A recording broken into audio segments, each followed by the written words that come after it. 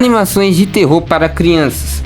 Era muito comum, principalmente no início dos anos 2000, lançarem animações de terror para o público infantil. Só que hoje em dia não lançam mais nenhuma animação infantil do gênero terror.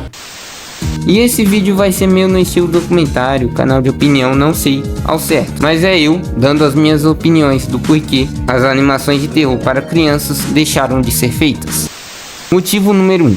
Dificuldade. Pensa comigo, você tem que trazer um gênero que causa desconforto, tensão, terror, medo, traumas, pavor, pânico. Trazer um gênero que trabalha com tudo isso para um público que é extremamente sensível. Trabalhar com gênero terror sem espantar o seu público, porque sem público, sem lucro. E o motivo da dificuldade já entra no motivo número 2.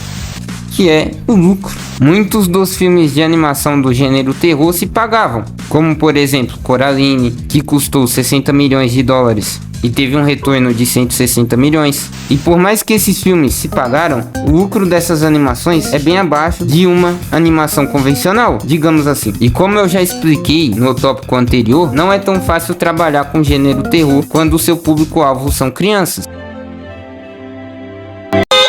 Meu Deus do céu! Então, além dessa complexidade, eles lucravam menos que um filme convencional, no caso do gênero aventura. Terceiro tópico, traumatizante. Se você nasceu entre 2000 e 2010, muito provável que você já se traumatizou com alguma animação de terror. Geralmente esses casos aconteciam com séries de animação. Algumas dessas séries tinham alguns episódios mais leves, mas tinha um ou outro que tinha uma cena muito rápida que traumatizava qualquer criança. De novo, voltando lá pro primeiro tópico, da complexidade para fazer esse tipo de animação, os caras tinham que ser muito cuidadosos na hora de escrever o que ia acontecer no episódio, na animação, né? Às vezes acontecia no filme mesmo. Coraline é um exemplo, traumatizou muitas crianças. Mas enfim, os caras tinham que ser muito cuidadosos na hora de escrever o que ia acontecer na animação. Mas uma hora ou outra acontecia deles passarem dos limites e colocar uma cena traumatizante. Um exemplo, Coragem, Cão Covarde, que tem aquela cena daquele bicho azul todo esquisito dizendo: você não é perfeito. É 2 segundos de cena, 2 segundos, e a cena não condiz com o que acontece no episódio. O Coragem tá tentando dormir e do nada esse jumpscare. E tem um desenho que traumatizou uma galera, e eu descobri isso porque eu fiz um vídeo desse desenho. Depois que esse acabar, vai lá dar uma olhada. E no caso eu estou falando do desenho Mona Vampiro. Ele é um desenho de terror para crianças, e às vezes tinha algumas coisas ali que passavam dos limites do que é apropriado para criança. É tudo que eu falei naquele meu vídeo.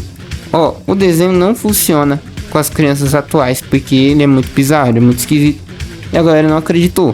Até porque eu coloquei as partes mais de boa daquele desenho. Pois tem um episódio onde a Mona olha no espelho e aparece uma versão do mal dela, que prende ela no espelho e começa a causar um caos no mundo da Mona.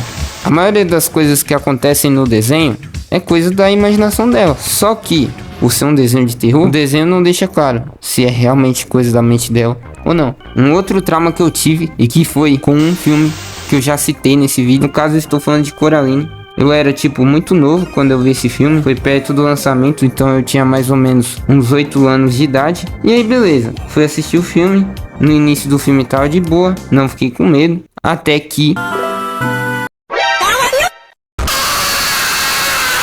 Meu amigo, isso aí me traumatizou mesmo. Eu tive que ver outro filme pra conseguir dormir, porque o bagulho me assustou.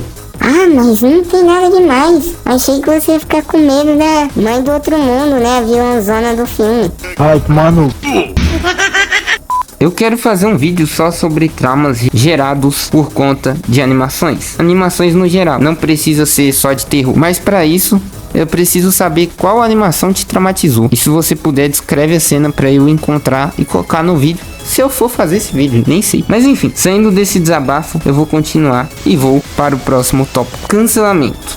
Na época não tinha Twitter, não tinha X, não tinha. essas frescuraiadas toda não. Mas os pais reclamavam, né? Fazia sinal de fumaça, mandava e-mail, ligava, e essas reclamações impactavam. Tinha desenho que era completamente cancelado, porque os pais, sempre que o episódio passava, reclamavam, até que uma hora eles pensavam, mano, não faz sentido manter esse desenho. Ele não traz a mesma quantidade de audiência que os outros desenhos que não são de terror trazem. Cancelar, melhor parar a produção do desenho. Pesquisei o motivo do porquê Coragem, o Cão Covarde foi cancelado, e foi justamente por conta disso.